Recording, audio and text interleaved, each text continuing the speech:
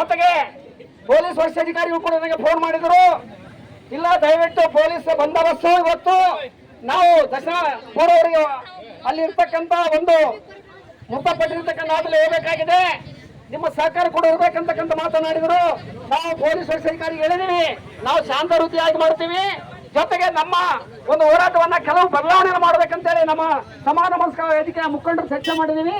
ತಹಸೀಲ್ದಾರ್ ಅವರಿಗೆ ಹೋಗಿ ಅಲ್ಲಿ ಮನವಿ ಪತ್ರ ಕೊಡುವ ಮುಖಾಂತರ ನಮ್ಮ ಹೋರಾಟ ಮುಕ್ತಾಯ ಆಗ್ತದೆ ಅಂತಕ್ಕಂಥ ಮಾತನ್ನು ಕೂಡ ಹೇಳಿದೀವಿ. ಆ ಹಿನ್ನೆಲೆಯಲ್ಲಿ ನಾವು ಬಂದಿರತಕ್ಕಂತ ಇಲ್ಲಿಯ ಮುಖಂಡರು ಇನ್ನು ಬಹಳ ಜನ ಬರ್ತಾ ಇದ್ದಾರೆ.